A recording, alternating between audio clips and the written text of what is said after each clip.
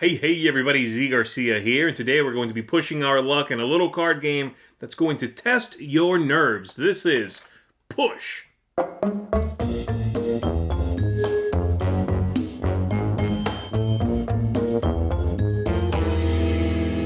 As the name implies, you are just pushing your luck. There's a die in there you can see through the cover here, and a deck of cards. That's it. You are flipping over cards, arranging them on the table, hoping not to bust, and ultimately trying to get the most points at the end of the game. Very simple. I'm going to go ahead and show you how it works, and I want to see you on the other side of that for some final thoughts. Here I'm going to be taking a look at a game already in progress. We have a 4-player game right now. Each player has some cards in front of them that they control. And at the end of the game, when this stack runs out, whoever has the most points, meaning the numbers, whoever has the most of those is going to be the winner of the game. So we're going to say it is my turn. It's going to be, this is my area. It's going to be my turn right now. And on my turn, I do one of two things. I can pick a color and bank all of that color, meaning these are safe. I can never lose them for the rest of the game. And that's it. And it's the next player's go. Or I can push my luck, flip some cards, and try to make my score, of course, increase. So here we go. We're going to do that. So the first thing I do is I flip over a card and I add it to a stack. This begins the first stack. I then can stop or push my luck. I'm going to flip another one and I can add it to the same stack or begin another stack. There can be up to 3 stacks. I'm going to flip another one. Now this one is the same color as the one, so it must go in a different stack. And that is true for both colors and numbers. If it had been a 2 in any color, then it also would have had to go somewhere else. I can continue. I'm going to flip another one. And this is one of 2 special cards that could show up. This one denotes that as we draft these stacks, once I'm done flipping cards here, we are going to go in the opposite direction. Normally, once I'm done pushing my luck, unless I bust, I'm going to take a stack. I'm going to put it in front of me. The next player to my left will take one, and then the next player will take one. If this card is out, we go the other way just for that drafting. This does not change player order in the game itself, just for the drafting. So I'll set that aside somewhere. I'm going to keep going. I'm going to flip that one. Oh, it's a 5, so it can go here. And it is blue, so it can go here. This opens up the 3rd stack. And now is when I really need to start thinking about what I'm doing here. You see, if I flip a card that is a 5, or a 5 that's blue or red, I'm done, right? There's a few different cards that could show up and mess me up. If it's the red 5, it also couldn't go here because of red, couldn't go here, so I would lose there. So I might push my luck. I'm going to go one more. I'm going to flip this one. It's green. It's a 6. That's excellent. I'm going to put this one right there. And now I'm going to stop pushing my luck. That's enough. Now I take one of these. I'm going to take this stack here. I'm going to put it in front of me, organized by color like so. It'll be the next player. They're going to take one of these. This player's going to take that 5. And then the player after that will take this one here. Except, well, this was in play. So actually, let's do that correctly. This player takes that. And this player still takes what they took. Okay. So there we go. That's done. This can be discarded. It is the next player's turn, and they can bank something, or they can push their luck. One more thing you might see. Let's go ahead and say this player's going to push their luck. They're going to flip that. They're going to flip that. They're going to flip that. They might have stopped and just taken that, but let's say they're going to keep going.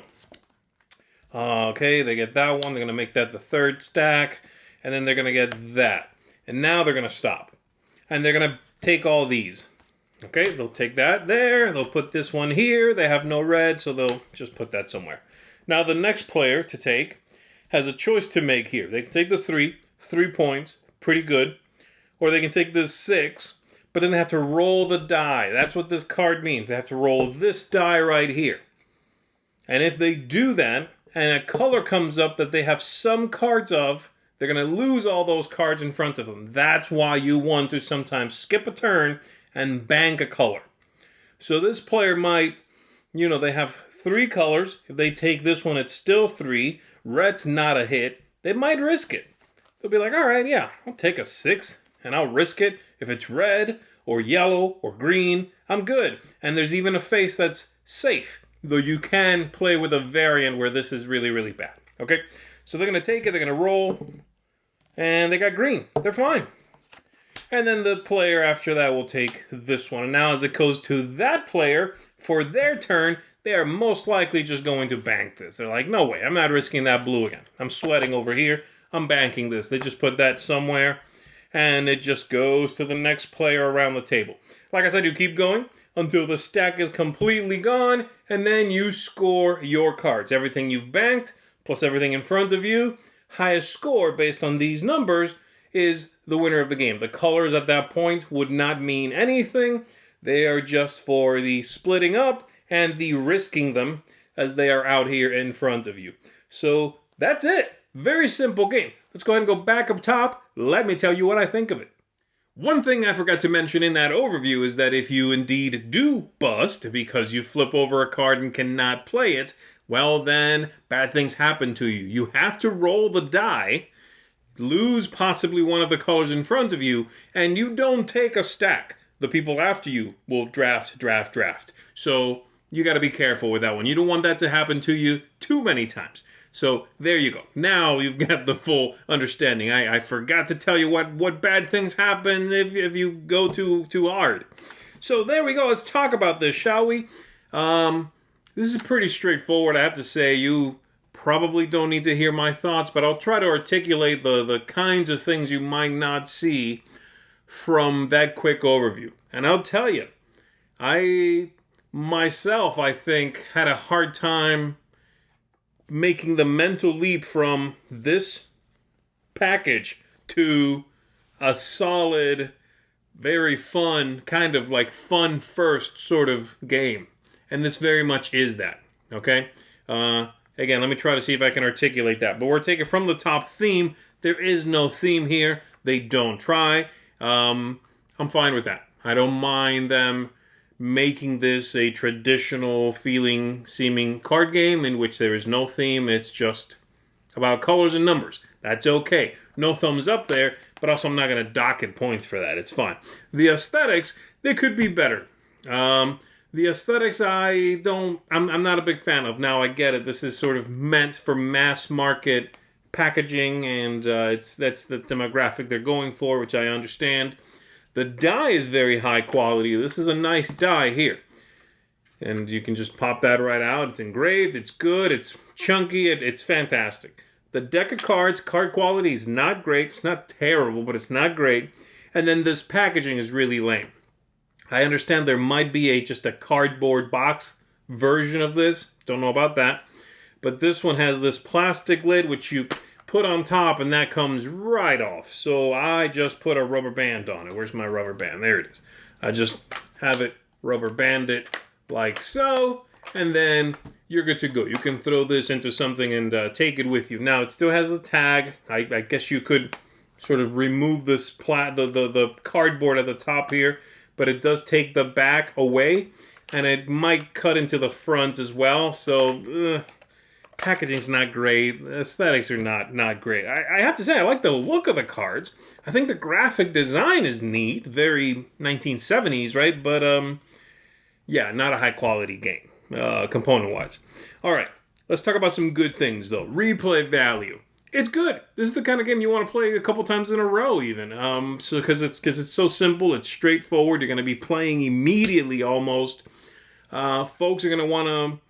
They're going to have a lot of highs and lows, so that's going to keep bringing you back to the table, and this is a good one to keep bringing out. I think the replay value here is good. I think people will continue playing this game for a long time. The game arc is really interesting because this is a push your luck game. This is something that when I finally sort of dawned on me, I was like, oh, that's maybe what's different about this push your luck game. There are a lot of push your luck games out there. This is a push your luck game where you have, for lack of a better term, okay, tactical push your luck and strategic push your luck. By tactical, I mean turn to turn. Like this turn, I flip a card, flip. I'm going to stop pushing my luck. That's it's reactionary. It's just right now. I can push or not push every single card flip. Then there's also that strategic push your luck, in which I might go several turns without banking. Like just say basically wasting a turn, banking, and pushing my luck that way. I am thinking I will not have to roll a die for the next, but before it comes back around to me, so I think I'm safe, right? That's interesting. Those two levels. You can be really risky in one of them and really safe in the other one, or vice versa, and that's where this game's at. That's what makes it distinct, I think. Ease of play. Very simple. As you saw in the overview, as long as you remember to explain what happens if you actually bust, which I didn't, it's very, very simple. It'll take you a couple of minutes to explain how the game goes. In fact, you can explain how the game goes while you are the one taking the very first turn, which is pretty cool. Not a lot of games allow for that sort of, that person who's always like, let's just pick it up as we go. That character will actually be content and fulfilled with this game. You can actually make that person happy. So that's good. And then lastly, tactics, luck, strategy. Of course there's luck. It's a push your luck card game. That's irrelevant to the discussion here. But as I said in the game arc, I think there is some interesting tactics in the game. Not just from that sort of conceptual level, but as you play more and more, you'll realize you'll have turns in which you, or players are at the table, in which you are putting all your eggs in one basket. You are trying to hose everybody else, even if you don't make necessarily that many points yourself. There's sort of like different ways to tackle how you play. They're subtle, but they're there. And I think that's the reason why those cards that change the draft order are important, in fact. Because normally that kind of card seems like a throwaway idea. But not in this game. Because if I'm always sitting to the right, and I would be, right, or to the left, of the person who always hoses people, I'm always getting hosed. The guy who will continue pushing their luck until every stack out there has a roll a die card. But if we go the other way every now and then, I don't always get hosed by sitting in this seat. So I think that's good. I think that makes sense. There you go. That's basically where I'm at with this one. I hope that all makes sense. And I gotta say, I was pretty pleasantly surprised by this one. I wasn't sure what to expect. I came away quite happy with this little push your luck game. It's cheap. It's neat. It's not a great production, but it's fun to play. It is an unassuming card game that puts fun first, and I'm here for that. So there you go. Push is going to get a 7 out of 10 from me. That is a seal of approval. Check this one out. Throw it in your bag next time you're going somewhere. I bet you're going to find an opportunity to play it, and I think folks are going to have a good time with it. There it is. My name is Zee Garcia. Thanks for watching, everybody. I'll see you on the next one.